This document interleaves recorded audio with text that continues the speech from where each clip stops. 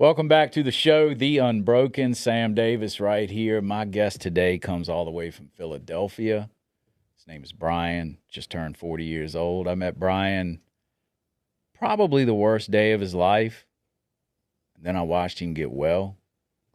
And then I watched him as we intervened on a family member of his. And then I watched him become an interventionist. And I've watched him go out here and help some families and help change mankind. And I wanted to bring him in the studio today to hear his story, and so you could hear his story, because it's a story worth telling. It's a story you're not going to want to miss. Brian, what's up, my man? Thanks for having me, buddy. Glad you made the trip. Yeah, very worthwhile. You know, I'd like to know, starting off with, who did Brian Schultz want to be when he was little? What was it like being Brian Schultz as a child?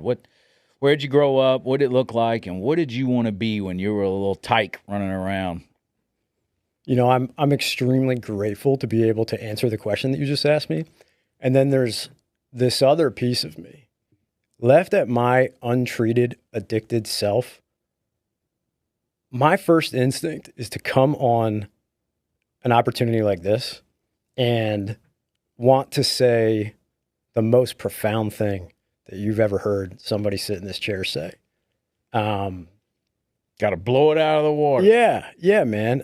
And you know, obviously that's all ego. And I think that, you know, from a very early age, I recognize now that there was something in me that just constantly was seeking validation from other people. If I can show up in a space like this and speak in a way that's eloquent and impactful and profound, then people will like me, people will respect me, people will admire me, and then I'll be okay. Do you know what I mean? Absolutely. Absolutely. And, you know, the difference between now and, you know, little Brian back then is that I spent my whole life not voicing that, not admitting that about myself. And what I really was desperately seeking was like connection, right? And it never happened because there's something that comes across is like, if we were having this conversation, I went into that mode, there would be something that you would read that says, okay, this is not his authentic self, right? And so I never was able to experience that connection. And the gift that recovery has given me is that I can start off a conversation with the confidence and the clarity to say, dude, here's where I'm at when I'm all feared up and I want to control everybody's perception of me and be okay speaking that into existence. And now the minute that I do, I'm relaxed, the guard's dropped, and, you know, I'm just here having a conversation with my buddy Sam and a chance to talk about, you know, how you came into my life uninvited and permanently altered the course of it. Yeah, man, I get exactly what you're saying. I mean, starting off doing these things and putting out content, you know, I felt like I needed to rock the world, like right out of the gate, because then you would see me as someone who has value. And I have found through my years of being sober and living this life that the minute that I can do what you were doing is just saying, hey, this is where I am. I'm as nervous as a shithouse rat. And my ego is getting in the way and telling me I've got to do all these things. So I'm just going to take a couple breaths and I'm going to start this over and I'm going to come out real and raw. Yeah, man. You know, so. And isn't it incredible, like how when you just voice, there's certain, I've noticed these days that there are certain ways that I can speak and certain ways that I can move in the world that helps me feel like I'm moving closer to God. And helps, and other ways that I can speak and, you know, move in the world that makes me feel like I'm moving further away from it. Mm-hmm. And the ease and comfort that comes with just saying, this is it, this is the real deal, that relaxation and the ease is very similar to the relaxation and the ease and comfort that I used to seek in a substance. Yeah. It's wild how that works, right? Yeah. Yeah, that sense of just peace and calm will come over. Yeah. Get back into the present moment. Yeah. That, you know. So getting back to it, what did Brian Schultz want to be when he was little? The first thing I can remember ever wanting to be was a drummer. I've been playing drums for about 25 years now. started with me beating on a little snare drum in my granddad's office at my grandparents' house. And, that was probably my first instinct of like, I want the stage, man. I want people looking at me. I want to impress people. Mm-hmm. And I loved it. And, you asked me about growing up in Philly. I grew up in a Philly suburb with two loving parents. I honestly, man, I had a happy childhood that was full of support and love and opportunity. My parents, always put the needs of the family above the needs of themselves. And as a result, I had friends and love and experience and sports and music and travel. And jumping ahead just a little bit, one of the things that I've heard you talk a lot about here is it's not the what, it's the why, right? It's not the chemicals that we ended up putting in our systems. It's what happened to us, what negative patterns of beliefs did we tell ourselves that led us to seek that solution. And when I first got to treatment, I would be in groups with guys who were telling horrendous stories of trauma and tragedy. And I would look at them and I'd say, that wasn't me, man. How did this happen to me? How did I end up in the same place as the guy who's talking about his addiction really taking hold of him after losing his daughter to a stillborn, right? Stillbirth. And I've done a significant amount of work to uncover, where that comes from. And some of it I understand, and some of it I probably never really will get a better handle on what exactly happened to me that led to certain negative beliefs I had about myself. But what I can tell you is that from a very early age, I always felt like there was something that everybody else knew and I didn't. And not only that, but they knew that I didn't know. They had an understanding of just how to be present in the world and just act. And just live life. Yeah, exactly. And going back to, what I said earlier, my mode was always, all right, show up in a conversation like this. What can I say to Sam that helps me achieve the desired result, right? And it was a feeling of just, I'm not okay unless other people will validate my worth. And from a very early age, that is the way in which I move throughout the world. The first time you picked up, what did that look like? What did you use? How old were you? I was later than a lot of my friends. I can remember being 14 and being invited over to a friend's house and going in the basement and him grabbing a bottle of his dad's vodka and say, hey man, let's take some swigs of this. And he would take a swig and then he would pass it to me and I would pretend to take a swig. There was something. But you didn't do it. No, I didn't do it. Mm-hmm. And that's easy to do. What, pretend? I did it. Yeah. Yeah. You see the little bubbles come out the bottle. You know what I mean? Yeah. Yeah. And then you got to do the face. You got to do like it burns. Yeah, absolutely. And something about it was just always scary to me. I was always scared of drugs and alcohol. I grew up a dare kid. The elementary classes and all that. Just you had a shirt. I did have a shirt. Yeah. Get a picture with the dog. I remember the dog. Isn't it a dog on there? I remember the dog from the workbook. Yeah. It was dressed in a detective outfit. Yeah. And I resisted for a while. And then I can remember turning 16.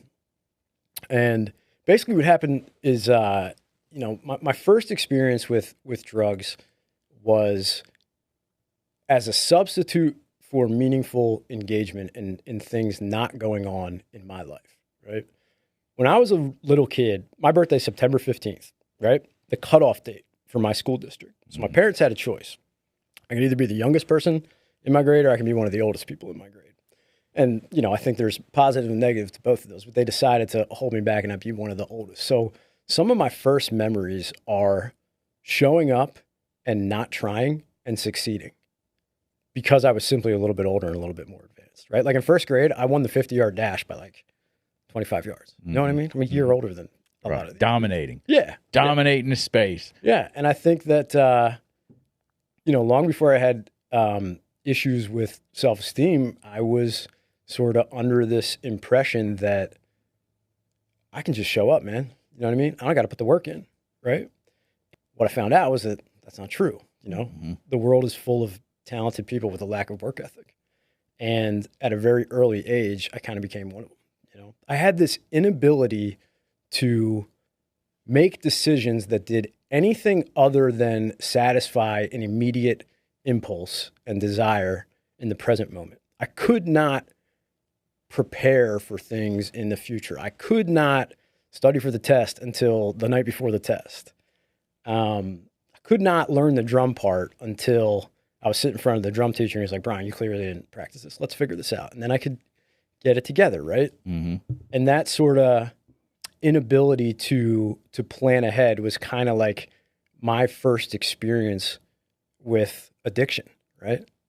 And as I got older, I started to withdraw from some of the activities that I simply didn't excel at without trying. Like I played football and I quit. I graduated with 1,000 kids in my school. You think a guy who's not putting in the work on the football field is going to start on the team? Right. No, absolutely not. But did you love football? No, see, I didn't. That's the thing, man. That's the other thing, is that a lot of the things that I gravitated towards were things that I thought would help improve the perception of me in other people. I love drums. I wanted to be in marching band, but I wasn't going to join marching band. Marching band wasn't cool. And man, I smoked a lot of weed with a lot of people that were in marching band. Yeah? Yeah. Well, that connection between like drug use and music is there. I guess. Sure. I guess. I don't know, but I know I party with a lot of band members, marching band members. I can remember driving by at like 8 o'clock and then being out there with the spotlights on and still working. And I would have liked to have been out there with them, but the part of me very quickly took over that said, that's not cool. You got to do what fits the mold of this character that you're attempting to portray, and that was that. And as I grew up around 15 or 16, this started happening more frequently of just sort of withdrawing from trying, right? Just kind of showing up and going through the motions and having this feeling that there was something that I was supposed to be figuring out about how to live life that just like wasn't clicking. And that's when I found weed. And that was really like my first love. It's not where it stopped, but not only did I start to gravitate heavily towards smoking all day, every day, but it also became a large part of my projected personality, right? I'm not succeeding in these traditional areas that everyone else is engaged in. So I'm going to embrace the role of the guy who says, screw all that, right? Like I'm for the counterculture, right? Like you guys are, I graduated in 2003. You guys are listening to 50 Cent. Nah, dude, I'll be in my room listening to the Allman Brothers smoking a J. Mm-hmm. And I had many experiences. I know you've talked about this well, of sort of just like putting on this character, and drug use really played into that ability for me. You know what I mean? Mm-hmm. Absolutely. Absolutely. What did you do after high school? Where did your life turn after that? So I got through high school by the skin of my teeth. Same. Yeah, right. My English teacher was in the line, the grocery aisle line. I was in the grocery store line, and she was there. She turned around and she said, "You're going to be damn lucky if you graduate and amount to anything." Did you believe it at the time, or did you think, nah, like I got this? She doesn't know what she's talking about. Well, figure it out. My ego wanted to just crush her, but deep down I was like, I already know that. Right. Yeah. I already know that. The fear of failure and people judging me for not graduating high school was just enough to help me eke by. And so I did. And my grades were awful, but I got a decent score on the SATs. So I was able to get into a Penn State satellite school. And I went to Penn State Altoona for 2 years. Once I got to college, the amount of structure that was holding my life into place when I was already struggling, when I was, an adolescent and in high school, when I got to college, all bets were off. All of a sudden, this idea of like regulating my behaviors on a day-to-day basis with no one checking in on me and telling me what to do at any given Wasn't time. going to happen. No, not at all. Wasn't going to happen. And did you have periods where you wanted that to happen? Absolutely. Or just, it's part of the unmanageability of our lives, right? When we get to that point is like, sure, at the front end, it's a lot of fun. You're running wild and all, but I know there's probably periods where you're like, nah, man, I want to get my stuff. Where's the roadmap to my life? Why does it feel like it's balled up in the glove box of my vehicle? From I was 16 years old to the day you met me when I was 33, I went to bed every single night saying, tomorrow's the day that I wake up and I radically change everything about my life. For, 17 years, that was the delusion that I was living in. And, I wonder how many normal people do that too. I think it's probably pretty common to just a human nature is that they go to bed and say tomorrow, or wake up the next day and say, today's going to be the day. I'm going to do this, I'm going to do that. And then we fall into the same old shit. I think you're right, man. Do you think the further that you get along in your own recovery and your own work in the industry and, the more conversations like this you have, there's a part of me that thinks that the addicted individual and the regular person isn't really all that different.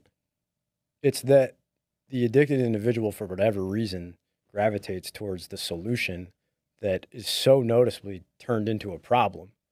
And the rest of the world just doesn't ever get to discover the tools that come along with that problem. You know what I mean? I think, man, I think that humans are going to be humans. And I think that we all have our struggles.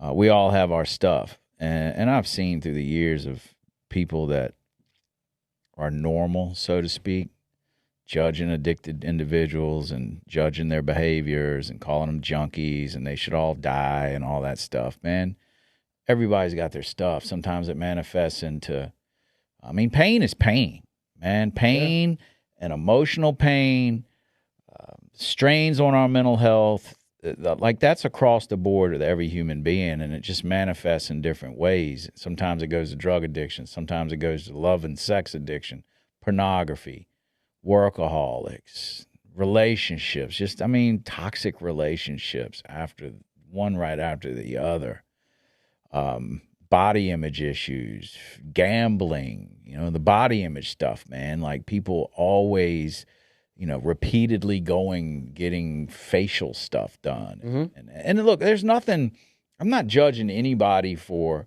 wanting to keep their self up. Like I get that, I understand that, but then you've got those that are constantly doing it. Look like the guy off of The Simpsons, the newscaster, where he's got the clothesline, clothesline pulling his neck and skin back. You know what I mean? But ours is just so glaring, right? Because we come unglued when we do our stuff.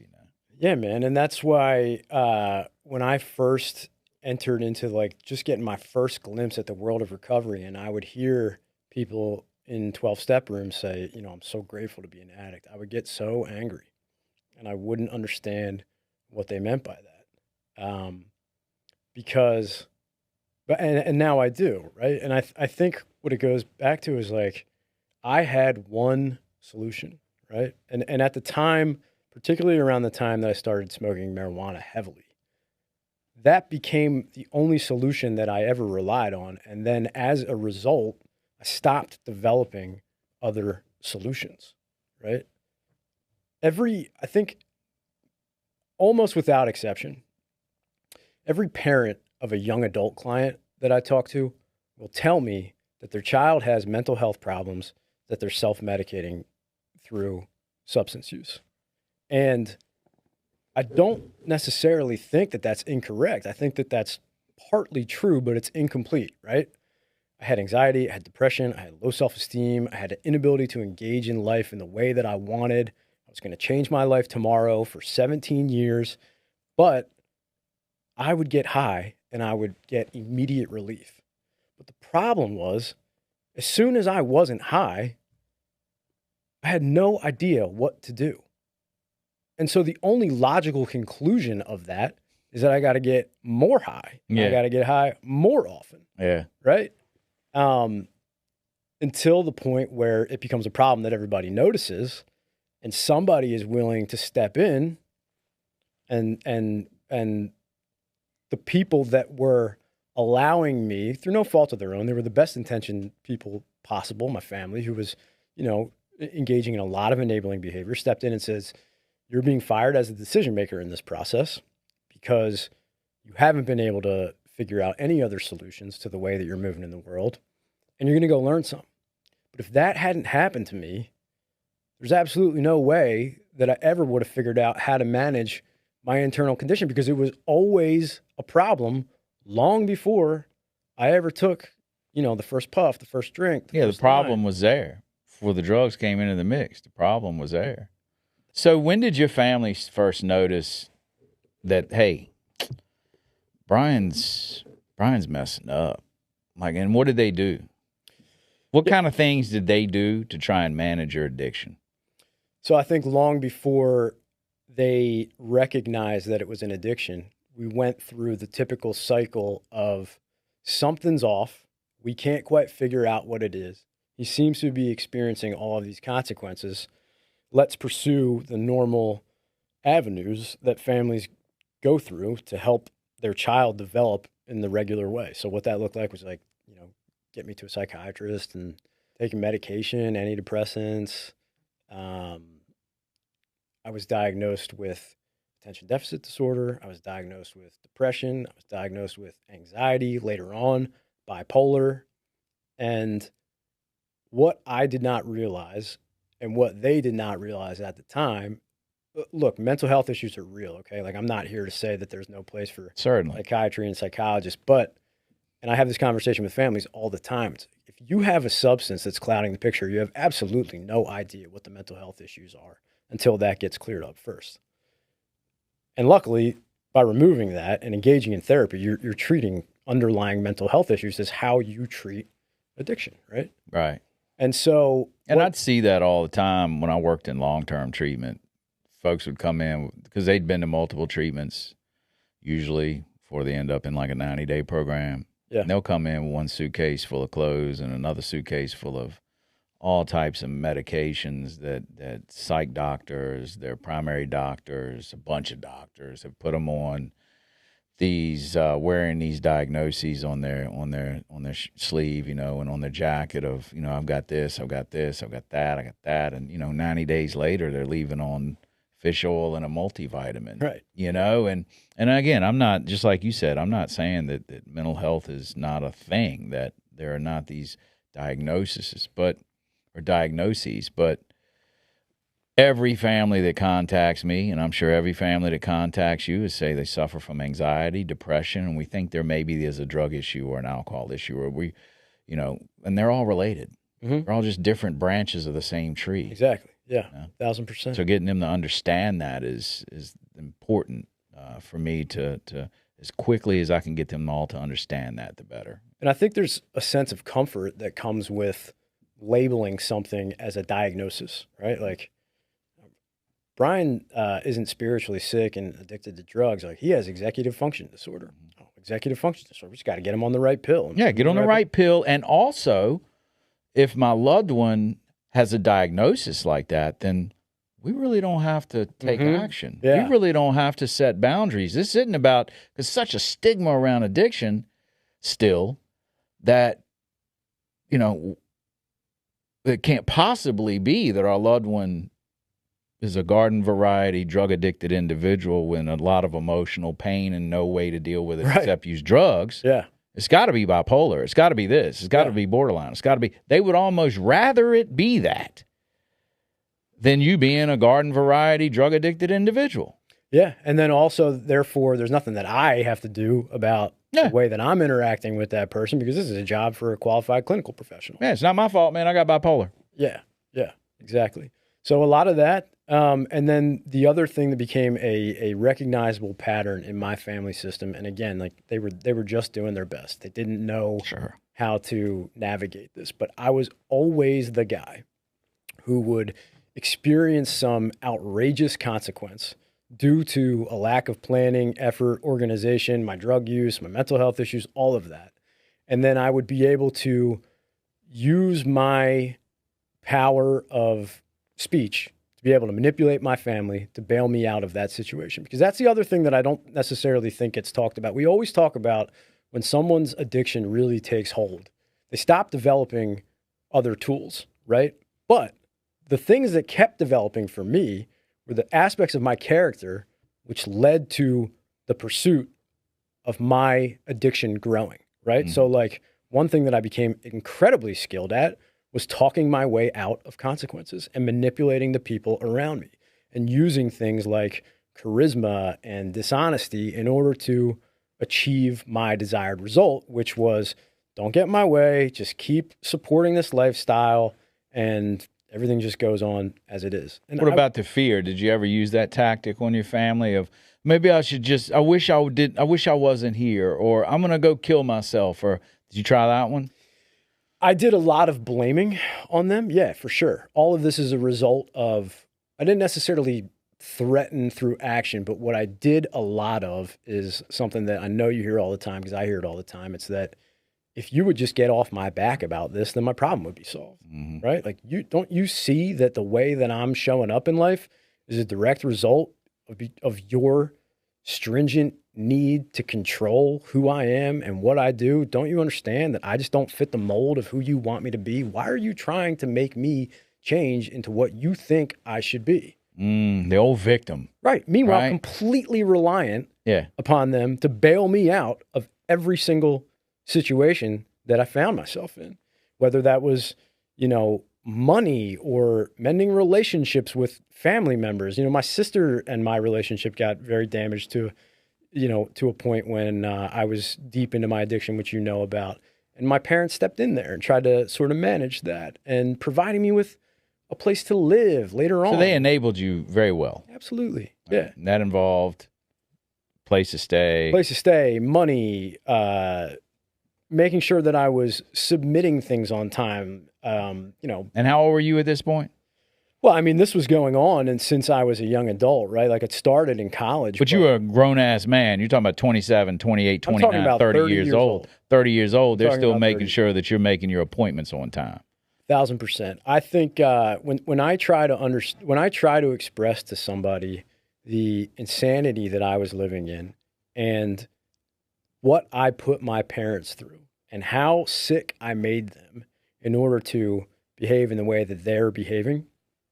And also, when I'm working with a family, I'll use this story to help them feel better about some of the enabling behaviors that they're engaged in, right? Because we want to stop that behavior, but we don't want to put them in shame about it because it's a natural coping mechanism. It is impossible to be in a loving relationship with an addicted individual and not become sick yourself. Everybody in the family system is sick.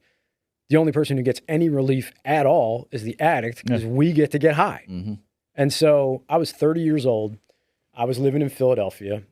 When I graduated college, I was sort of able, through just natural charisma and BS ability, I could show up into an interview and get a job.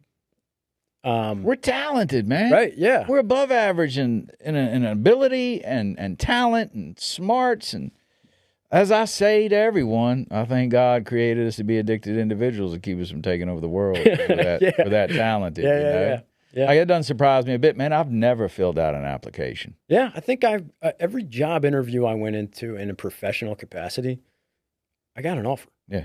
I got fired almost, many, many times. Right. But they regretted that decision. Yeah, man. They regretted that decision not long after they hired me when I did get the job. Yeah, you were working for the family and things, right? And Yeah, but then, because I felt like that was my problem and Virginia was my problem, Sure. I'd go work offshore, out of state. Got jobs in Mississippi. I got jobs with some people around here. Just, it was my family. It was this, it was that. And everywhere I went, there I went with me, and I'd just blow it up. Mm-hmm. Yeah.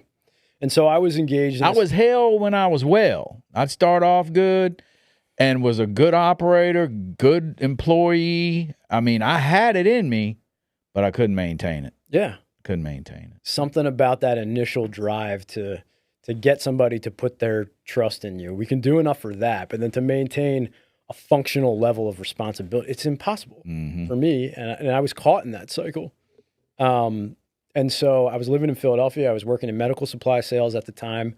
And I had street permit parking. All I had to do, Sam, was go down to the PPA, the Philadelphia Parking Authority, which was maybe 10 blocks away from me, fill out the proper paperwork, get a parking permit, and I could park on that street without incident. I spent a year and a half getting a ticket every couple days until they repossessed my car. Lost your car over it. Explain that. You can't explain that. You cannot explain that. And can you explain it now? Yes. Every night I would go to bed and I would be riddled with anxiety about the things that I was letting slip in life, and feeling awful about the fact that I didn't do anything to change that day. And then I would make a pledge to myself, to a God that I didn't believe in, that tomorrow I'm going to wake up and magically everything is going to be different. And that's the day when I'm going to go to the PPA office and fill out that damn permit. Right. That doesn't take long to do. Which does not take long to do. It's a very simple process. But in my head, it was a monster. It'd take you weeks. It was a snake pit. Yeah. Right? Couldn't even look at it. Couldn't look at the paperwork. Right. The fear and the anxiety that would come with that prevented me from putting one foot in front of the other and doing the things that every other person in the world seems to be able to do without issue. Mm-hmm. I can't. Mm-hmm. I'm different. And then the next day I would wake up and it would usually start something like, yeah, I'll go to the office later. I gotta fix myself a nice breakfast. Gotta get in the right headspace. Mm-hmm. Then it's maybe I should go for a run first. Get some endorphins pumping. I don't want to go in there and like this weird kind of funked out. Time management was just not in your vocabulary, was it? No. And then what it looked like was, you know what? Did they close at 3? I thought they closed at 4. It's too late, man. I'll just get high, Just start again tomorrow. Yeah, and we'll start again tomorrow. And that same night, I'll be lying in my bed thinking, I can't believe I let this happen again. Tomorrow, I'm going to wake up and it's all going to be different. And if the family was to approach you with that, they don't see, and this is what I tell families, and look, man, your loved one's having an experience that you don't see and that you don't know about. They're not loving it. They're not lying in bed at night by themselves or walking in their car by themselves. They have a car by this point, thinking that everything is just fantastic. They're presenting that to you and letting you think that they really, truly believe that, but they're having experiences that you don't know about. Absolutely. Like that lying in the bed, just cannot sleep, your head's spinning, feeling like the weight of the world is on your shoulders and a safe's going to fall out of the sky onto your head the next morning when you wake up. Absolutely, man. And they don't get that. They don't understand that. Yeah, I also noticed that when someone goes to treatment and they think, they just get to go on a month vacation. No. What happens to somebody when you take away their one coping mechanism, which has been providing them with a little bit of relief? I do my best to express to the family the need for empathy and the understanding that your experience of going away for 30, 60, 90 days and just getting to sit around and work out and talk through your problems is not the same as a person who is tortured every minute that they're not ingesting a substance into their body. And when that's not there, they're tortured with the shame and the guilt of all the stuff that they did that got them there. Absolutely. With no way to tune that out. All the reasons, all of the things that I was trying to forget. Now I'm in treatment. Oh, here they are. I obviously, as you know, I went to treatment, very treatment resistant. And I spent my first couple days there just existing with this impenetrable shell of not being willing to listen to anything that anyone had to say about what was going on with me or what was going on with them. God forbid I might be able to relate to their experience, and nothing was getting through. And I was there for a couple days, and the owner of the treatment center I went to was sharing his story, and I was half listening. And there was a point in his story when he said, you know, people would always ask me, you're doing something that you know harms you. Why do you continue to do it? Why are you an addict? If this person can drink one beer, why do you need 20? If he can, you know, smoke pot once a week, why do you got to do it every day? You said you were never going to do cocaine and now you're completely dependent on it. Why is that? And it was really simple and it was really profound. And it was the first thing I ever heard in the context of recovery, which spoke to me. And he said, if you knew how I felt when I was sober, you would never ask me why I got high the way I get high.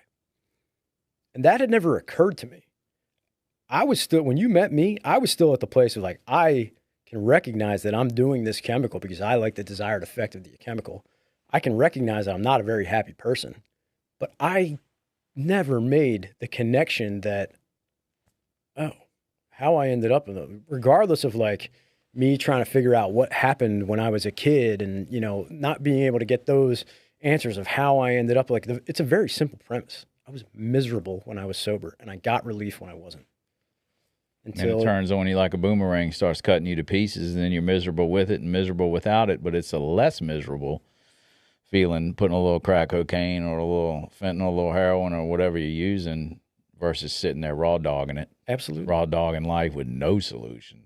Absolutely. That sucks. Yeah. That sucks. Just being completely bare naked in the world. Unmanageable. All that. Yeah. So you talk about that you and I met and when you and I met. What led up to, paint a picture for us of what led up to that day in northern Florida when you and I first met. So I was what the hell were you doing there? Like you were in Florida? You were in Philly. You're a Philly guy, right? I know a lot of northerners go to Florida. I get that. I don't know if you were one of those or not. Or are you doing the geographical change, or were trying that, or was some sense of that, or what was happening? Yeah, so basically from the events that I kind of just described to you, where I was in Philadelphia working a medical supply job, eventually I was just not doing the job, right? I would fill out false expense reports and submit, I went to this meeting and this meeting today. I wasn't doing anything, right? I couldn't even make it to the PPA to fill out a parking permit. You think I was going to sell medical supplies to hospitals? Yeah. And so I got fired from that job. And my parents bailed out the car, by the way. Got out of impound for me. Created this whole cockamamie story. Maybe if we can just help him out. Yeah. If he just gets over this one hump, then he won't have this obstacle in the way. And he'll see that we really do love him because we're helping him out. And he'll be able to start put his life together. And because I'm feeling, if I'm the parent, I'm feeling like somehow this is my fault. Like I've failed my child. I have failed my loved one because they're floundering out here. I should have done a better job as a parent. So let me jump in here and help them to ease my own guilt. So what they do, they're not helping you. They're making themselves feel better, and they don't have a clue. Right? They can't see it. They don't want. It goes right over them. They don't even realize it. Mm-hmm. The amount of times that my parents, particularly my mom, asked me, "Do you blame us? Is there something that we did that led to you being this way?" It breaks my heart, man. And luckily, you know, like we were talking about earlier, I have arrived at the point where I am very grateful for the experience of being an addicted individual because of the life that it's provided me today. And I no longer, you know, feel that sadness that she blamed herself. But for a very long time, it was very, very difficult to hear. Yeah. So I'm in Philly, and I'm kind of bouncing from one job to another. Just same old repeated pattern of when I got these blaring consequences in my face, I can pull it together just enough to put on a suit and tie, walk into a meeting, sit down like this, and sell myself and my ability to show up and be a responsible individual and, you know, put the needs of the job ahead of my own selfish desires. And then, you know, whether it was a week or a month or 2 months, I went from medical supply sales. I was in advertising sales. I was in commercial roofing sales. If you see a pattern here, the career that I gravitated towards most were ones in which I could show up and use the art of persuasion to wrestle something from somebody that I wanted. Of which you had much experience in. Absolutely. It's the only skill that I continued to develop after adolescence. And mastered it. But I had no life skills. I had no organizational skills. I had this growing addiction. So I get fired from one job after another. Did you look all disheveled at this time when you were the weed guy in college and you were kind of flouncing around? Were you all disheveled and shit like you see on TV, or did you have your stuff together physically? So that's a really interesting question because I was still very much. It came out of nowhere. I was very much in a cycle of picking different personas and then presenting myself as such. So college me was I was shopping at thrift stores and I got like the Mexican ponchos that you see the hippies wear, and a big old hemp necklace and shaggy hair and a scraggly beard and ripped jeans and flip flops and walking around smelling like cheese and shit. Absolutely. But then the next year I would decide that like I really loved hip hop now and like I'm gonna wear like my Outkast t-shirt oversized and like it was insane. It was insane. Whatever I could do to escape what I was feeling and then change that into let me just create this perception in other people of me so that I am distracted from the way that I feel inside and I'll have a whole new identity and then, you know, I can be this new guy and that new guy doesn't have the same problems as the old guy.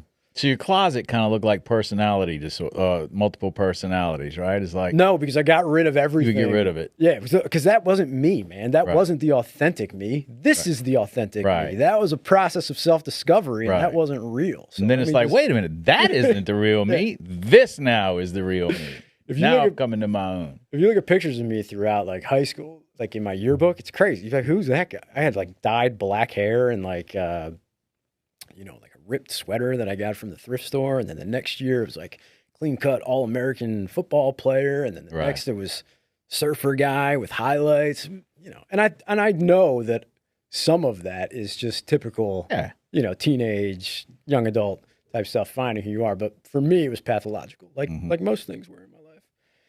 And as I became a young adult and I was not progressing through life in the way that I wanted to, I had the experience that I know so many young adults who struggle in the way that I struggle was that I started to look at the peers around me and the milestones that they were hitting, the relationships that they were having, the careers that they were progressing through, the marriages, the babies, the houses, the healthy connection to meaningful pursuits in the world. And I had none of that. And so this was around the time that I decided to book an appointment with a psychiatrist. And I'd been diagnosed with ADD, you know, when I was a kid, and started to think about this idea of not being able to align my actions with the values that I had for myself, right? That going back to like not being able to do things in the present that helped me get better adapted for future. And so he wrote me a prescription for Adderall. And once I found that, people talk about like the first time they got highs, that like, I have arrived moment. I've been smoking weed for years and drinking alcohol for years. And was it a problem? Sure. But it did not grant me the same sense of relief, excitement, ease that I found when I got on amphetamines. And what it looked like was I would get a prescription for 30 days supply and it would be gone in 3 days. And then the next time I would get another prescription for 30 days. And this time it was, you know what, maybe I should crush it up and snort it, right? And then the next time it was, I can't wait another 30 days, man. I wonder if anybody I know sells this stuff, right? And that is when not just my parents could always tell that like something was off with me, right? But when I found Adderall and amphetamines in general, that is when the rest of my connections in my life began to fall apart. It was I was always the guy. If you and I had plans to have dinner on Friday night, there was a 50% chance that I wasn't going to show up and I wasn't going to call you. That's where your connection was with the Adderall. Absolutely, yeah. There was impossible to maintain two connections. You had to let one go, and you let the ones that you always felt that you felt anxiety, felt less than, you felt it was too challenging for you in your current state, so you just grabbed hold to the one that worked. There's no way you could hold on to two. But still, to the outside world, it didn't look like addiction. It just looked like, what's going on with him? Like, maybe it's drugs, maybe it's mental health issues, but Brian just seems to be like this mystery that nobody really knows what he's doing when he's not around, right? I'm 32 years old at this point, and I've been fired from countless jobs. At this point, I'm waiting tables at a bar in Conshohocken, and I sell this story that's just like, I got to get out of here, man. Right? Like, I got to leave Philly. It's not me that's the problem. It's just like I've had too many negative experiences here. There's too many bad vibes. I just need to start over. I had this aunt and uncle out in San Francisco, and I've always had this sort of love affair with like the idea of like the westward journey. And our whole culture is built on that. Go west, young man. Yeah. Start over. Discover new yourself. life. Discover yourself. Change the scenery. Start it all over. If we get out here, then this, then that. Mm-hmm. With us, it comes along with crack cocaine and Adderall and everything else. Yeah. You know? We bring that with us. It's the same old shit. Yeah, Different exactly. Scenery. Different scenery. That's that old saying. It's like wherever you go, there you are. There you are.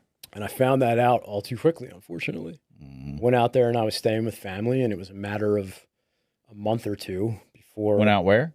San Francisco. San Francisco. Like San Rafael, California. I can think of about 5,000 other places I'd rather find myself landed than San Francisco. Yeah. I would imagine that would not be high on your list. Mm-mm. But again, think of who I am at the time, right? Mm-hmm. Like I'm this hippie dude, Mm-hmm. counterculture. People out there have, they sort of accept this way of life, which is generally kind of looked down upon on the East Coast. And it's California, man. They write songs about California. Mm-hmm. It was this magical sort of fantasy land that once I got there, I would have this magical reset in the sunny weather. By the way, I didn't even know that it rains half the year in San Francisco. San Francisco's a little different. Yeah. It's just like there's the sunny period and then the part where it rains all the time. Yeah, and your family bought into this hook, line, and sinker? Absolutely. All right, and they were supportive of that? Maybe Brian does need to go out and just spread his wings, and maybe he does need that new scenery out there. Let us help him. Yeah, it'll be good for him. Mm-hmm. Within 2 weeks, I go apply for a job at a place called Terrapin Crossroads in San Rafael, California, which is a bar, restaurant, music venue owned by retired member of the Grateful Dead, Phil Lesh. Just died, R.I.P. Great guy. Think about the delusion of that. I'm trying to get away from old behaviors, and I gravitate towards a venue owned by somebody who is synonymous with counterculture and drug use, experimentation, and lack of structure. Yeah. And once I got there, man, all bets were off. Any semblance of, starting over just became seeking one heightened experience after another. And I, looking back on this, and this is something I was just talking about with a sponsee, I found my bottom in San Francisco. And there were some dark days out there, but I also had a lot of fun. And I think that far enough removed from that, it is okay to look back on those times fondly, right? That is something that I got to experience. Mm-hmm. It was fun. Then it was fun with problems. Then it was just problems, right? Mm-hmm. I'm still working a job, but I've got nowhere to go. My car breaks down. I never had any money in my account, right? Like I'm working every day, and then the money that I'm making, I'm using to buy cocaine. Not able to get, closer to getting an apartment or anything like that. And then my car breaks down. Can't afford to fix it. But what I can do is talk my way out of a good, consequence, right? So I bring it to the dealer, and he's like, you got this problem. It's going to cost $7,000 to fix. $7,000 might as well have been $1 million to me, right? Yeah. You better figure this out. Give me a loaner car. So they did. They gave me a loaner car. Now I'm homeless. I'm living in this car. I have absolutely no money in order to fix in San Francisco, right? I would work at Terrapin Crossroads. I would see my dealer. I would drive to the Golden Gate Bridge rest stop. I would get high. I would go to sleep, wake up, do it again. My life is a complete mess. And you're basically in a stolen car. I'm homeless living with in a stolen car across the country from anybody who still cares about me. Right? Enter the story, my sister, who you met, who, look, my parents are wonderful people, right? They never gave up on me. Even their enabling attempts were attempts to support me in the way that they thought was the best, right? But your parents aren't supposed to give up on you, right? That kind of comes with the job. My sister has never given up on me, and it's something that, you know, I am eternally grateful for. And her love is a little bit tougher than mom and dad's. So Erica calls me, and you know, she was kind of sniffing it out, right? I think at this point, everybody suspected that drugs were a big part of the picture, but nobody really knew what was going on. Oh, she knew. She calls me, and she kind of presents this opportunity to me in a way that was palatable and allowed me to sort of save face. Hey, Brian, I know it's going really great for you out there in California, but my husband and I, at the time, just bought this new house. You know, we got this dog. We could really use somebody to take care of the dog, and you know, we'd love having you out here. Her husband, Johnny, has this friend. He owns a bar. They're looking for a guy who might be able to be on like the business development, sales side of things. I don't know if you'd be interested in this. I don't know if you've got other plans, but what do you think about coming to St. Augustine? I don't know. You know, things are pretty good out here. yeah. Sitting in your stolen car. Things, I don't know, man. Things are happening out here. Yeah.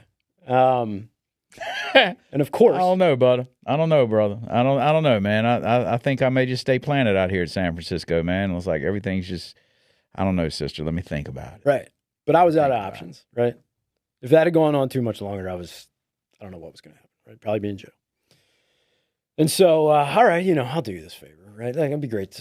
I would love to spend time with favor. you. Yeah, right? Yeah. Let me come live rent-free in your brand new home. With your husband. She didn't know she was bringing a rattlesnake into the house, huh?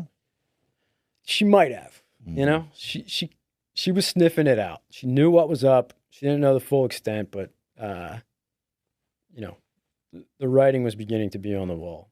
So, you know, I pack up and I drive across the country, and I'm there in St. Augustine, and I started talking about how, you know, I really function better with Adderall.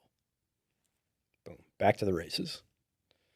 Fast forward a couple weeks, I'm terrorizing, you know, her and her husband and keeping crazy hours and trashing the room in the back, and they caught me sort of, she found some rolled up dollar bills in the room once when she came in to take a look at like how badly I was treating their space. And then, you know, they confronted me about it. And I said, you don't understand. It just works better when I sniff it. Right.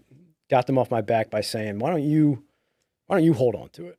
Right. And you just give me one a day. Right. And that's the other thing. And I had tried that by myself plenty of times, which is put in place all sorts of barriers to confront my addiction, and then cross those barriers, right? Like, and you laid that out on her or them to where it made sense to them.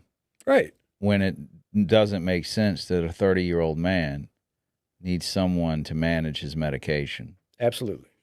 Absolutely. But we can deliver the message in such a way and in such a manipulative way that the family's like, well, yeah, that kind of does make sense. We will help them. And here's the deal. When I offered that deal, I meant it 100%. I meant it. Watch this medication for me. You know what? You're right. Probably shouldn't be putting this stuff out my nose. Why don't you hold on to it? Give me one a day. Then I'll be taking it as prescribed. Within 3 days, I was searching through her desk, stealing the entire supply. I'll figure it out later. I don't know. I'll get some more, you know? Yeah. Maybe I'll put Tic Tacs in there, and so we'll figure out something. Figure out later. Yeah. We'll figure it out later. Yeah. That was our mantra, man.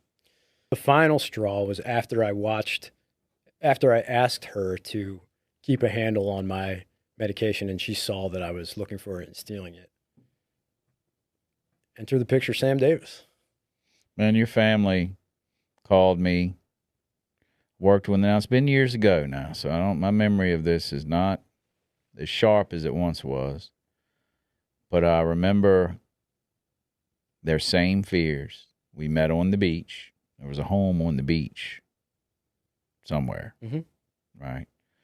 And we met there for the rehearsal. You were sleeping soundly in her room, or in your room in her house.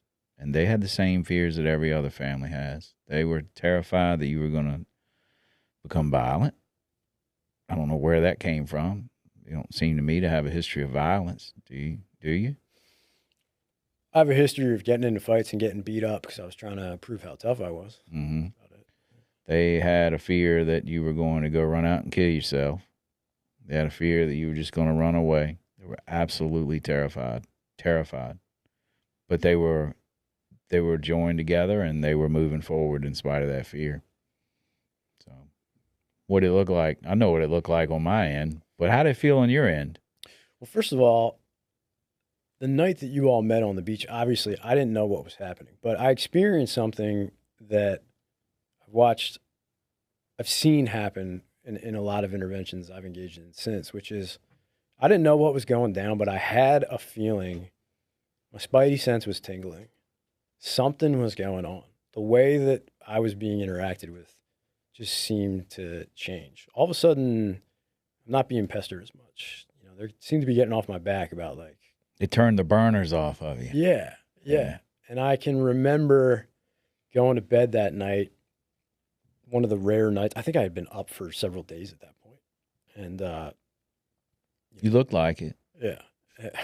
Yeah. I'm not busting your balls. No, yeah. I mean, but you look like it. Sure, I do remember that. I'm sure I did. And I remember being in a dead sleep. I'm supposed to go to work that day. I'm in a dead sleep.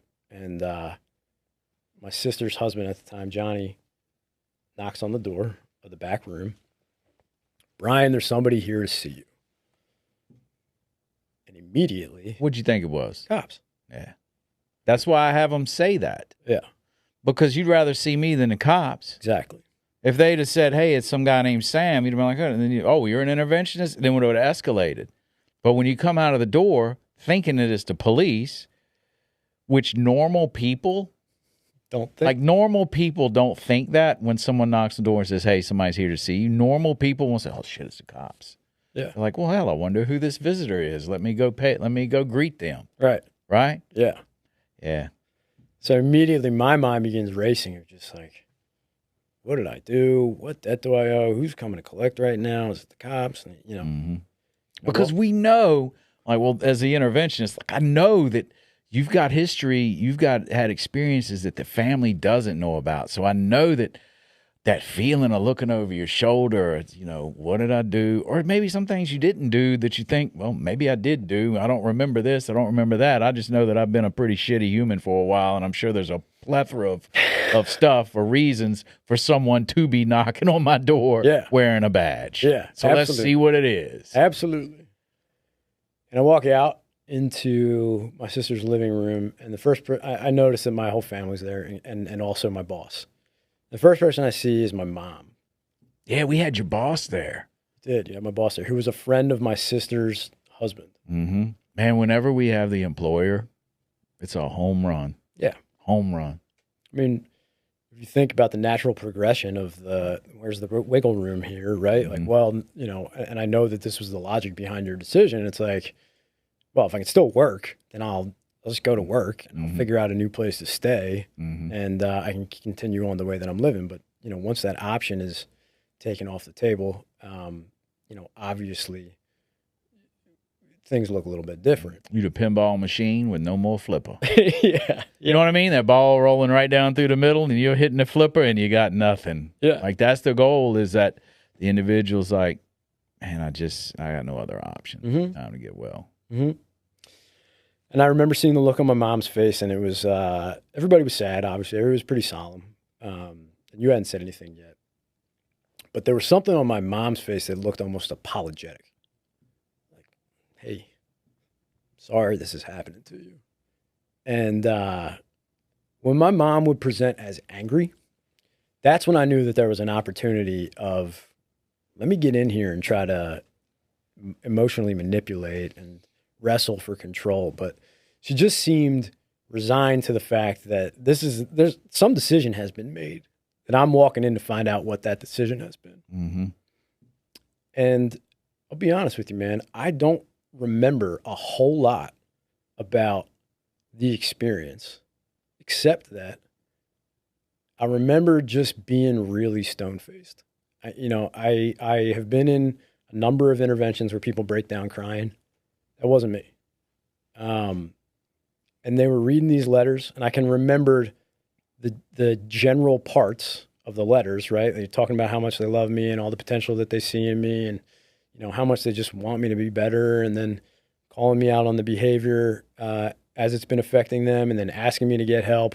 And it was kind of just washing over me. And I was more paying attention to just their body language and the way that they were speaking and going, how do I get out of this uncomfortable situation right now? Yeah. And before you even asked me the question, I had recognized that this situation was very different than any other way in which I had ever engaged with my family about trying to get me to confront my problems. They had never come to me all united with a pre-prepared statement in a setting that was unified, and I had no opportunity to interject my opinions. It wasn't about what I was going to say back to them. It was all about what they came there to say to me. And I could just tell that whatever the decision has been made is just something that I need to accept. And I remember you saying, are you willing to go to treatment today? And I said, yes. Quickly. You said it really quickly. I just wanted it to be over. That, yeah. I just wanted it to be over. I remember the thoughts of that. The thoughts of being in that room were not, oh, man, I'm a drug addict. Like, I got to get better. It was all about, I cannot believe that my life has sunk so low that I got my family confronting me in a room right now in the context of intervention. I can't believe that I've allowed this to happen. I need to get out of here. Get out of here did not look like running out the door. And as I would later find out, somebody removed the license plate from my car. Well, it was in my father's name. Yeah.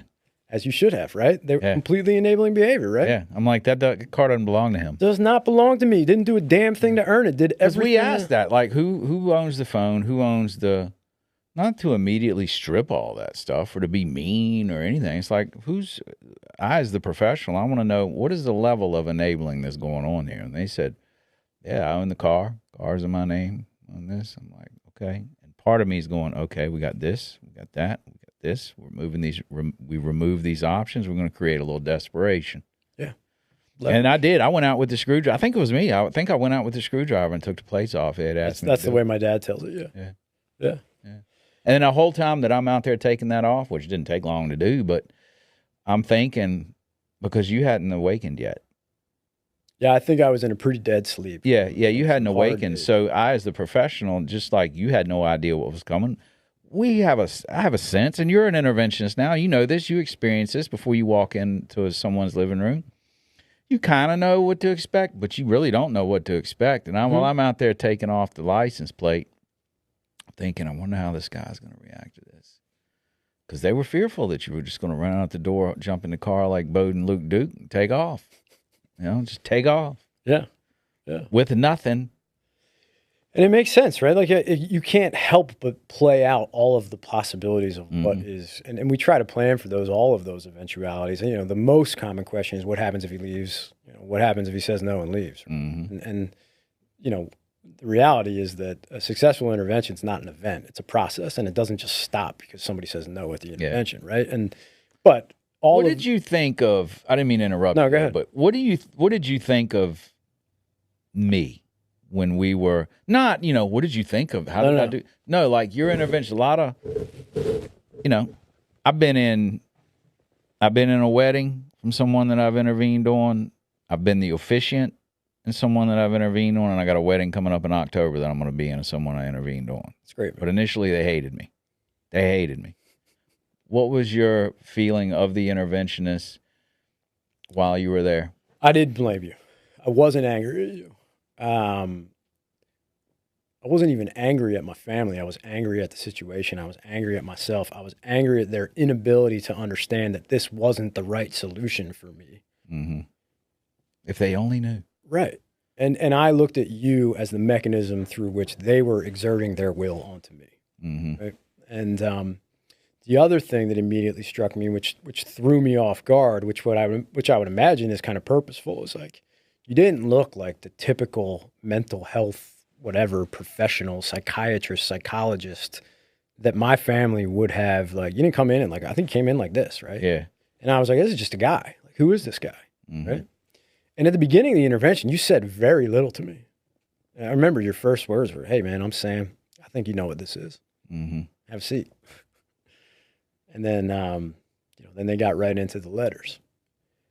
And then once I said yes, again, I'm still very much in a fog and a haze and just kind of stone-faced. And like the emotion was sadness and resignation, but not so much like vitriol and anger. I remember riding to treatment with you. I remember the first thing you did was you bought me a carton of cigarettes. And you said, I was smoking, and you were like, you don't want to go in there without these. And I thought, all right, well, this guy's, he's at least trying to make this as pleasant an experience as possible for me. And then the other thing that you said, which echoed in my head the rest of the time that I was there, was the days are going to go slow and the weeks are going to go fast. It was a 90-day program. And, that was my overwhelming feeling of going to treatment was, I can't believe that this is 90 days. That's an eternity. My life is over. My life is over. What happens after that? How could I possibly go to this strange place for 90 days and make it through? And like, what? And again, you woke up not expecting that. Correct. You woke up with plans that day. Probably not good plans, but you woke up with plans that day. And the next thing you know that you're doing, no one has handcuffs, nobody's forcing you to do it. You're walking into a strange place, committing to 90 days. Now, whether you were fully committed to the actual 90 days or you thought maybe some other options would come along, I don't know. But isn't it crazy how that happens? I'm always blown away when I walk in on a family and we get the individual to go, and sometimes it's 6 months, sometimes it's longer than that, and 90 days, and like they woke up expecting something completely different. Yeah. The way that I look at it now is that you were inducing my own rock bottom, right? You weren't allowing, my family was not allowing me to slowly but surely go further and further down until I finally, if maybe ever, reached rock bottom. When families ask, does that ever come up in conversations with families with you? They ever talk about the concept of rock bottom or like what that is, or, talk about that at all with you? Well, they're basically repeating a lot of things that they just hear, these little phrases and catchphrases that they picked up from the internet or picked up from reading something or whatever, something that their neighbors told them and all. Oh, they got to hit bottom. They got to hit bottom. And right. They'll say, yeah, we know he has to hit bottom. We know we know that they have to be rock bottom, but we're just so, that's where usually the families will lose it on that call. First call is, that's when they become emotional is, but we're just so afraid he's going to die or she's going to die before they get there. Mm-hmm. Exactly. And putting that in the context of what you were saying about, like, I woke up that day with other plans and how it was that I found myself in a situation where I was willing to accept this completely ridiculous proposal, go somewhere for 90 days. What? When families ask me what rock bottom is, I don't even remember where, I heard this in a training once, but rock bottom can look different for different people. But the definition is the same. It's that point in every addicted individual's path where choosing a path of recovery becomes more attractive to them than staying in active addiction. Yes.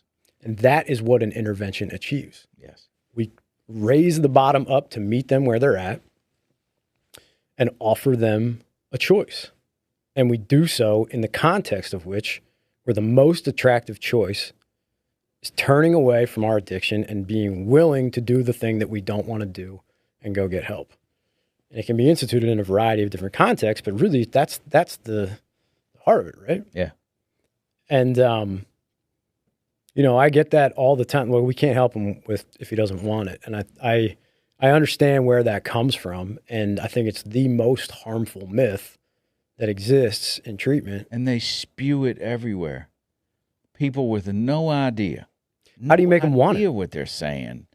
They just regurgitating things that it's like the game telephone. It just kind of go, and then this guy's got they got to want it, and they don't know. Yeah. And it's killing people. I was having a conversation with an interventionist once who goes, you can lead a horse to water. You can't make him drink, but you can make him really, really thirsty. Yep. You make that son of a bitch thirsty. Yeah. And so like, if you're saying, well, he's got to want it. Well, what's going to make him want it?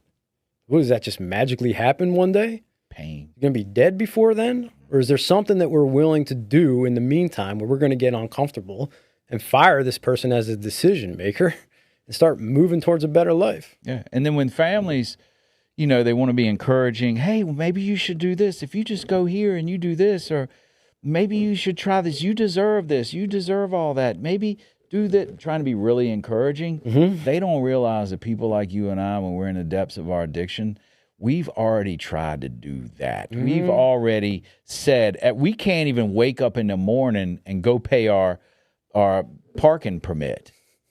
Like we have no faith in ourselves really down deep that we could ever pull that off, that we could ever, like when the family's just trying to be supportive and encouraging and, hey, do this, do that. There's no way that I'm thinking that I can pull that off. Sure. Yeah. Good luck following through with that. Yeah. Yeah. So you went through 90 days. What I want to touch on a little bit is that your sister was maybe 4 miles from the treatment center. Uh-huh. It was not a long transport. Mm-hmm. I mean, by the time we got some cigarettes and you got a cigarette in you, I think we were there. Mm-hmm. You hear a lot of people say, well, don't they need to be across the country or they need to be far away? I did have a concern. With you being that close to your sister's home base. I knew that she was solid. I felt confident that if you were to, walk out of the door of treatment with the middle finger and saying, or just being very kindly saying, hey, thank you all very much, but I think I've got it from here. It's a big misunderstanding. That you went to, if you were to go and knock on your sister's door, that she would have said, I'm sorry, you need to go back. I'm quite confident that she was solid, mm-hmm. but it was close to your new stomping grounds. Sure. 4 miles, Mm-hmm. Did that come into play for you in treatment of, hey, man, I could just walk out of here and go stay at a friend's house? No. And the reason for that is what you just described, is that the family had been properly prepared, that they were willing to hold a boundary. Remember, I can't support myself on my own. I don't have a job. I don't have the skills needed to go out and restart a life, without the support and the shelter that my family was providing me. Mm-hmm. And so, I can remember being there for a good month and a half with still having very little movement on the whole willingness and the acceptance around, what was going on with me. What I found, and which has been the greatest gift of my entire recovery, has been the reemergence of my spirituality.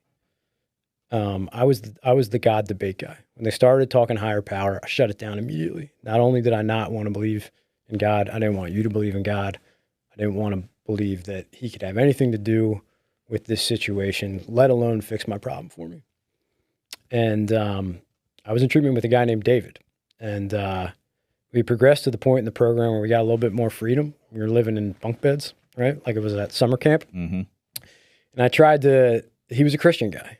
And I tried to sort of engage him in the same sort of debate around the whole spirituality aspect. And I said to him, David, if God's real and he knows everything that I want, he knows everything that ever happened, everything that's ever going to happen, and he knows what he's going to do anyway, why do I have to pray with him? And I was expecting this big, long theological debate, but he just kind of got quiet for a minute and he took a sigh and he was just like, I don't know, man. He just loves you and he wants you to talk to him. And I was like, Just basic. Yeah, like what? To him, he had internalized this as like, I don't need to contemplate this anymore. I have this practice in my life which has real results and works for me and provides for me peace and comfort. And I don't understand how it works, but it works. And that was the moment that switched. I dropped my guard down just a little bit, that I said a prayer with him that night. And certainly didn't believe in God, but because it's very difficult to describe, but if you've had an experience like this, then you know exactly what I'm talking about. Is I had one of those white light experiences in treatment where there was like a breakthrough moment where I felt the presence of God, a higher power, whatever Where it you is. feel freedom for the first time in your life. Yes. Yeah. Mm-hmm. And that's when I sort of had the internal motivation flip on. Had all the reasons externally in the world to get sober. And what happened with you and my family is that you put me in a context where those external forces were exerting enough pressure that kept me still long enough to put one foot in front of the other until my mind caught up. And eventually, just by going through the motions and having the tiniest bit of willingness, the internal motivation started to take over. And I started to feel this connection with something bigger than myself. And I started to be able to speak openly and honestly with people. And I started to share in meetings and feel this sense of acceptance about all the stuff that I talked in the very beginning of this conversation about not feeling enough. All of a sudden, those feelings of just like, man, all these other people seem to be really messed up too, but they seem to be living healthy and happy, productive lives. How did that happen? Is that possible for me too? Mm-hmm. And that's how it went, man. And I finished the 90 and I went to sober living. And, at this point, it's like, what's gonna be next for me? I knew it wasn't a good idea to go back to, the sales world and engage in that sort of manipulation and all that stuff. And I had no idea, what I was going to do with my life. But somebody that I trusted said, you should get a recovery job, right? And that was sort of the way I operated in the rooms. It was like, if that guy has what I want, I should probably be doing what he did, right? And so this was right before COVID happened. So I go back to Pennsylvania. COVID happens. I'm trying to figure out, what am I going to do? And remember I saw an ad somewhere. Remember my dad saw an ad somewhere or something and sent it to me. FedEx was looking for drivers. There is nothing, me, at a default level of the way that I described myself to you at the beginning of this conversation, that is well suited for that job. I am terribly organized. Right. I can't concentrate. And not on time. Can't be relied upon. I have a history of stealing things. Right? And here's where I have found the greatest gift in my recovery, which has been granted to me by my spirituality and ties into the conversation that we had earlier about struggles with mental health and things like that. My whole life I spent not being able to make decisions in the moment, which did anything other than satisfy an immediate impulse. What I found once I was able to connect to a higher power is that was no longer a problem for me. I came back into your life while you were working at FedEx, and that's where we reconnected.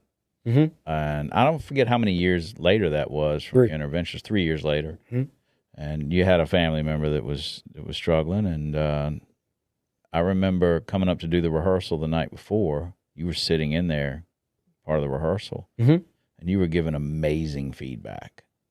Amazing, like you were really in tune of what was needed, what had happened, and the way that you communicated to the rest of the family. They were listening to you, and you were very plain and direct about it. I'm like, this guy could be an interventionist, because to me, to be an interventionist, it's training helps. You need to be trained. Absolutely, you need to be trained. You need to know the basics, but it's not something that you can really be taught. You've either got it or you don't. It's an art. I truly believe that it's an art that's divinely given to you, I believe. And I think you're born with it. And if you're not born with it, you're certainly your your situations in your life are really grooming you to become one. And I saw that you had that, and I'm like, this guy needs to be an interventionist. Because it is, man. And I'm going to, look, this is my podcast. I believe in being straightforward and direct and being pretty raw.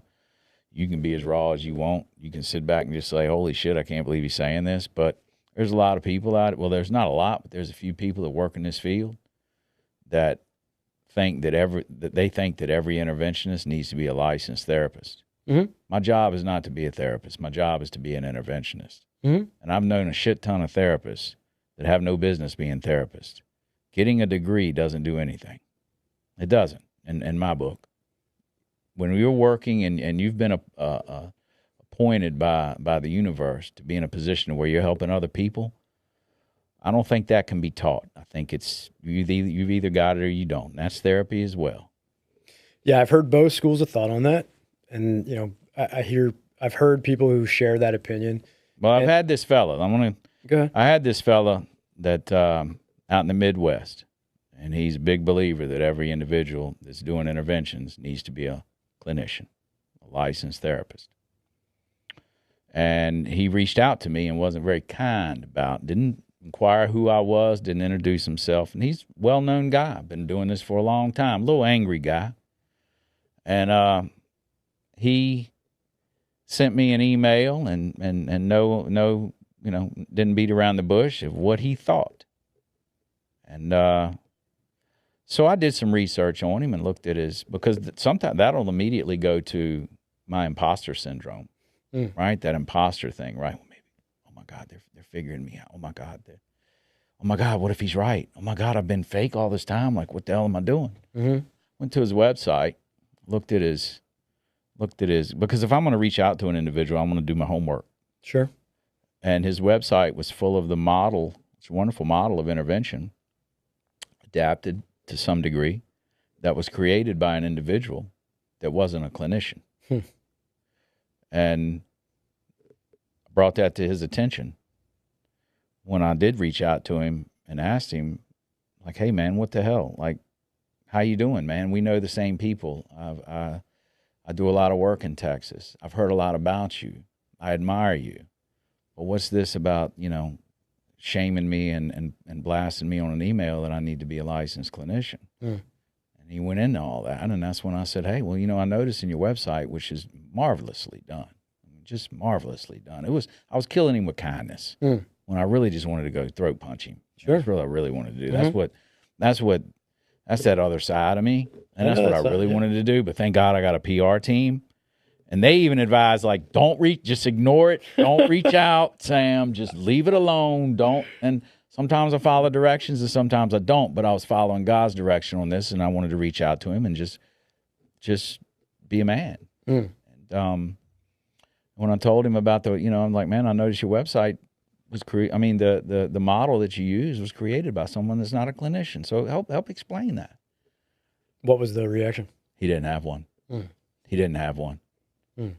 And I'm not bragging here at all, but I think that he's been running around banging his chest against people because other people had told me through the years that he did the same thing to them, and nobody said anything back. They just took it. And I may use this piece of content, I may not, but I wanted to fucking say it. Yeah, I get it. Well, listen, that's just like somebody... I might, if you catch me at a wrong day, I might throw that bitch out there and put it on a minute and a half. You know what I mean? Yeah. Well, I think that whatever capacity that you're operating in, we all need to recognize where our limitations are. And I don't therapize clients. I don't either. And that's not my role. I'm not there for that. I used to work in admissions, and I got a lot of, that was like my first job in the industry, and I got a lot of coaching around self-disclosure, right? How much of my story is appropriate to share with the client. And it makes sense, right? Like I get that, right? Because you got people on the phone who don't necessarily have that same experience, and it's not about relying totally on what my experience with addiction and recovery is when you're talking about that particular program. But I've found myself a role that is the only role I've ever been uniquely suited for because of my experience. Right.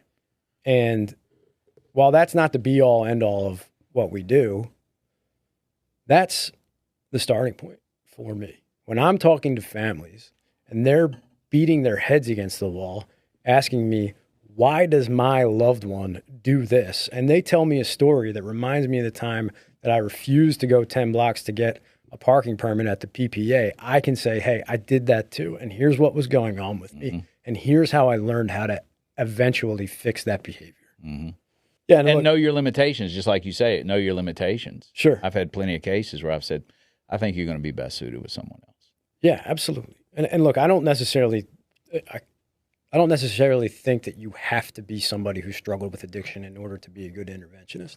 But from where I sit, my greatest strength is not coming at the addicted individual from a place of authority because I am some expert. It's like, it's not that I'm up here and the addicted individual is down here and I am speaking down to them. It's that we are walking the same path, who have a shared experience. I am the same as you.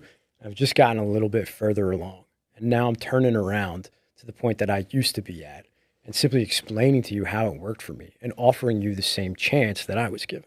I can guarantee you when I'm in the car headed over to an intervention, that when I wake up that morning and I'm in my car headed over, that I am having some of the same fear-driven thoughts that addicted individual is laying in their bed, or if they're up, is having themselves. What if it fails? What if he says no? What if the family doesn't hold their bottom lines? Or am I enough? Am I enough? Am I the right guy for this? Stuff, it creeps in. It's not gone. I'm not levitating here, man. I'm not... Like it subsides and I have freedom, but they creep in. We just know how to deal with them now. We know when to call nonsense on it most of the time. And that's the same thoughts they do. So I'm not coming to him above him, just like you say. We're in this thing, man. We're just humans having a human experience. And I think there's a certain type, going back to what you were saying and about a certain person being suited for this role. I'm very much of the belief, and my guess is that you feel the same way, that every single thing that has happened in my life has led to the point where I'm doing exactly what I'm doing now. Yeah. And for whatever reason, the way that I exist is I tend to be most at home when everything around me or us is falling apart, right? Like those moments of chaos where somebody needs to get calm and focused and be supportive to somebody who's at their lowest moment. For whatever reason, that feels like home to me. Yeah. Right? We're present. Yes. When I'm in an intervention, you're in an intervention, we're present. We're right there in the moment. And it really feels good being the one that's calm in the chaos, because historically I was the one bringing the chaos and everyone else was relatively calm until I came into the mix and stirred everything up. Yeah. But you're right, man. Like when it gets crazy, I'm there. Yeah. Something to it. Absolutely, man. And you got to be able to make decisions. You got to be able to connect with people. You got to be able to use common sense. And you got to be able to be a little risky to some degree. There's some risk involved. Sure. Yeah, a lot of the times when you're doing like the prep for an intervention, families throwing out all the questions around, okay, like what if this happens? What if that happens? What if this happens? What if that happens? And it's absolutely important to be as thorough as possible in creating a game plan for the contingencies and the various situations which may happen. And we'll go through a number of them. What happens if he leaves? What happens if he gets really angry? And on and on. And then I'll always end that conversation by saying, like, look, something is going to happen in that room that we're not discussing right now, and we're not going to be able to identify what it is until we're actually in there and it happens.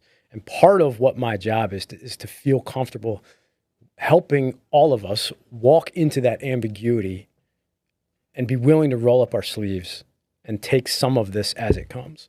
The window is going to open, and we're going to walk through each of them one at a time to get to where we need to go.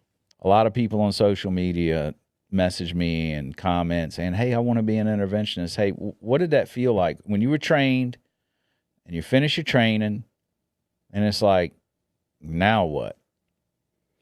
Yeah. Yes. Well, I think part of it was being lucky enough to not know what you don't know. I think I called you afterwards and I was like, now what?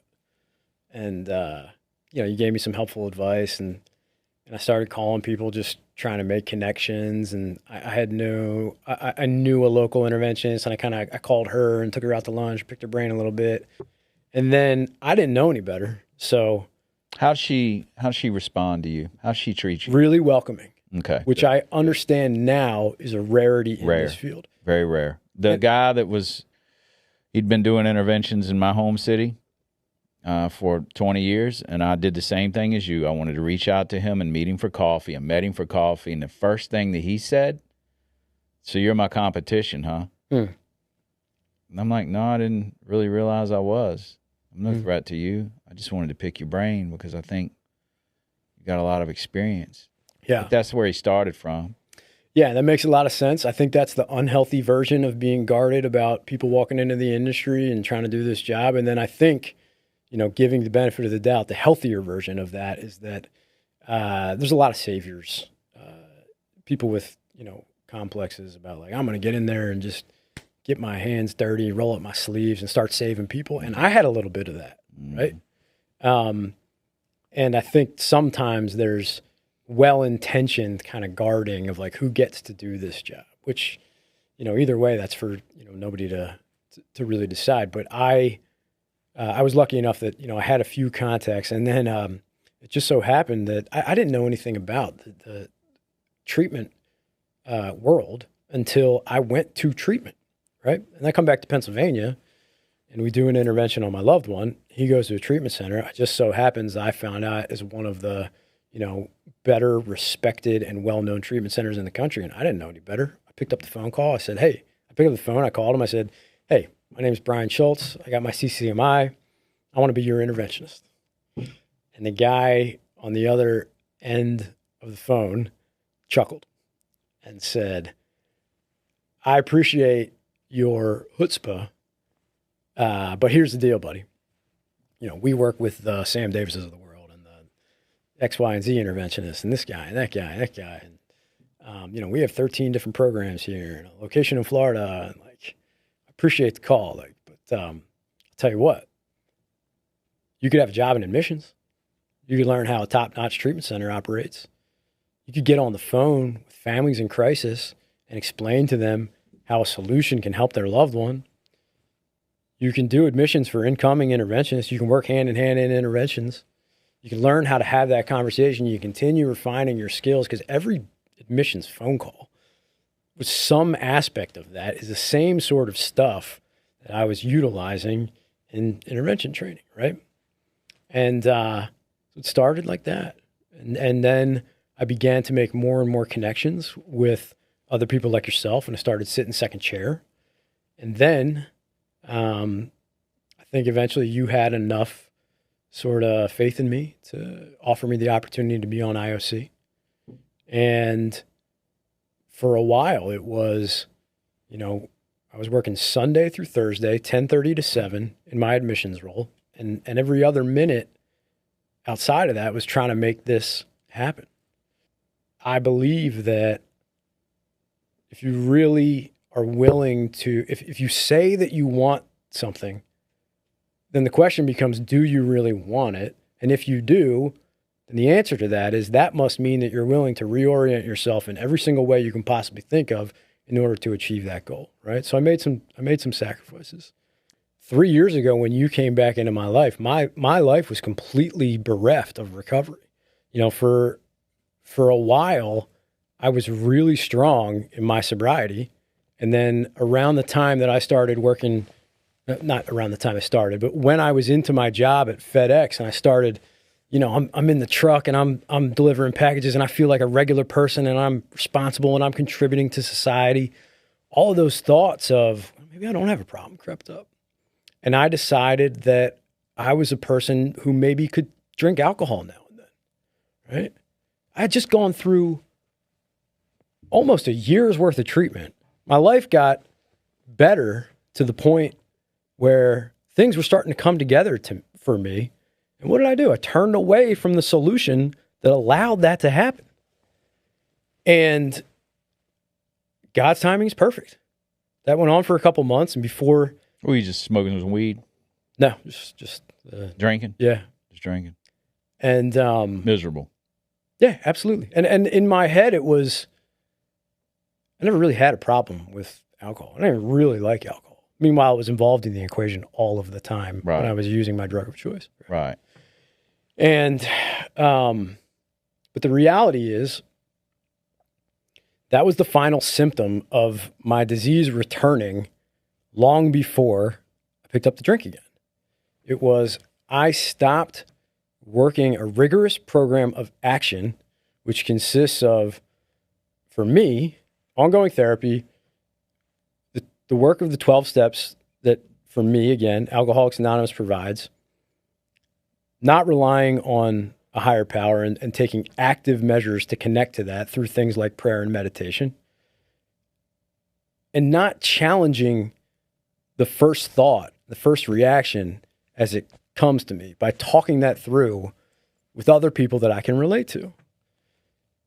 But I did recognize that I didn't want to be a hypocrite working in this field. And that was not enough to get sober. And when I say sober, I mean emotionally sober, but it was enough to get me to abstain. Right? And then what happened is the job became my higher power. And the relationship that I was in became a higher power. If I can make this goal happen, if I sacrifice everything in pursuit of this goal and I am able to achieve it, I am enough. I am worth it. I got what I need. If this woman picks me and will keep me, I am good enough. Then I've made it. And I was just abstaining, but I wasn't doing any work. I was white knuckling it.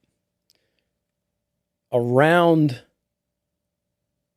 10 months or so into that, I was so miserable.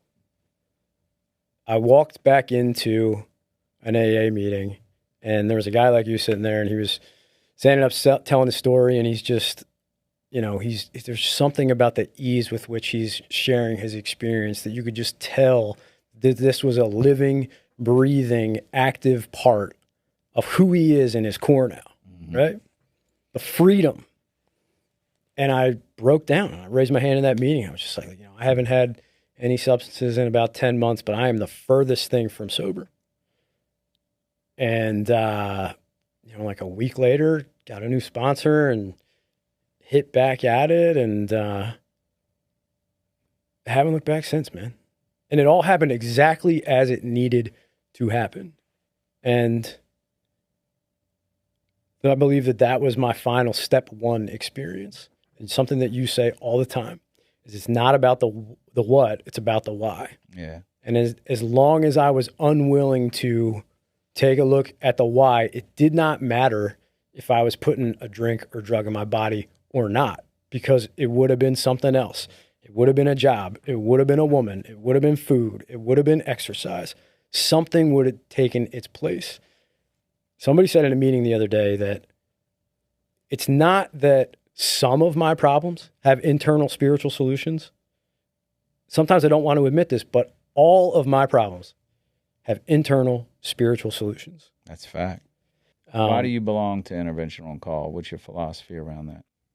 There can be a lot of fear in picking up the phone and making the first call and taking the initial step. And it seems like such an overwhelming commitment that, like we've talked about throughout a lot of steps of this process, people get paralyzed by fear. And it's very difficult to put one foot in front of the other. In reality, it's the easiest thing in the world to simply log on to a website, book an appointment behind the safety of your screen, not make any decisions that are drastic or, you know, too intense, and commit to something that you're not comfortable with, and simply get educated. Without feeling like you're being sold something. Without feeling like you're being sold something. Man, 90% of the time, families calling somewhere in treatment or somewhere in behavioral health, it's like they feel like they're getting sold something. I wanted to make sure that was the opposite of what we did. So if someone's looking for some help up around your way or anywhere around the country or around the globe for that matter, because you're international, how would one get in touch with you? What would they do? You can go to interventiononcall.com. You can find my name and contact information. You can book a session with me for an hour that day. You don't have to commit to any more than that. And you can start with the beginning of the process of working towards a solution, which is simply to start getting educated. What are my options? You know, I had no idea when I walked into the door of your sister's house those years ago that we would still be in each other's lives. I've intervened on a lot of people. Some of them I've never seen again. Some of them I've been in their wedding. Some of them I've seen come along in the industry. But I'm really glad that we met. I'm really glad that we continue to be in each other's lives. I'm honored to be in the trenches with you. Thanks for coming in here and sharing your story. Thanks for driving all the way down 95 from Philly here. It's not an easy trek, go through D.C. It's not going to be an easy ride home. But I want to thank you for doing it. Well worth it. Thank you for having me, buddy. That's it for us today. Don't forget to hit that like and subscribe. I hope you guys enjoyed this. All of our contact info will be in the description below. Always remember to be good to yourselves, and we're going to see you next time. Thank you.